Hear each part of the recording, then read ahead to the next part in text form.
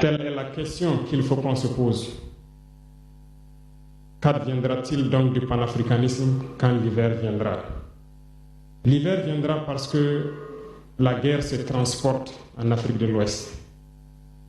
Les impérialistes font tout pour mettre l'Afrique de l'Ouest à feu et à sang.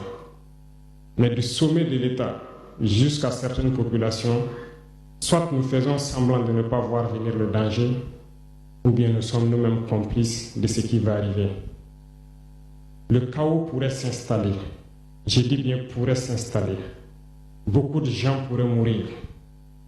Nous allons nous entretuer de manière tellement atroce que pendant ce temps, ils seraient là à piller nos richesses, à imposer leur volonté. Et ceux qui vont survivre de cette tragédie n'auront que deux choix. Soit s'unir pour toujours contre l'impérialisme ou se résumer à être des esclaves jusqu'à disparaître. Il faut donc se prémunir de l'hiver noir qui vient. Nous ne pouvons pas comprendre que les Noirs en Afrique de l'Ouest ici prient Dieu que les terroristes tuent des populations noires.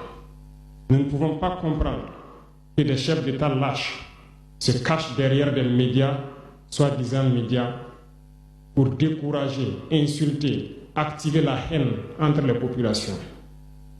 Ces individus qui sont sur leur plateau, qui tous les jours du matin au soir crachent leur venin toxique pour attiser la haine entre les communautés, ils sont généralement très vilains. Avec leur gueule de musaraigne, ils ne savent que faire cela. Regardez-les bien.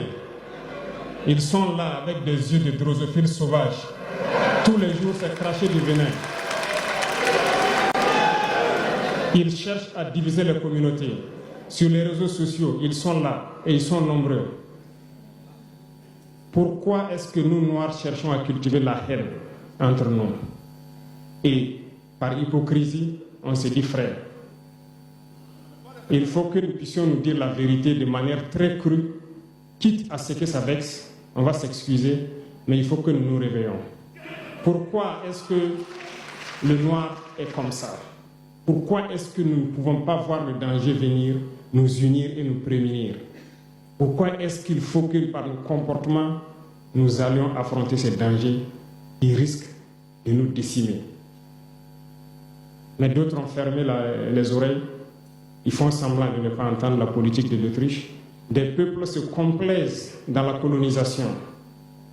Ils aiment cette domination. À peine s'ils n'appellent pas les impérialistes, venez nous coloniser. Nous aimons être vos esclaves. Nous nous posons souvent des questions lorsqu'on voit les réactions.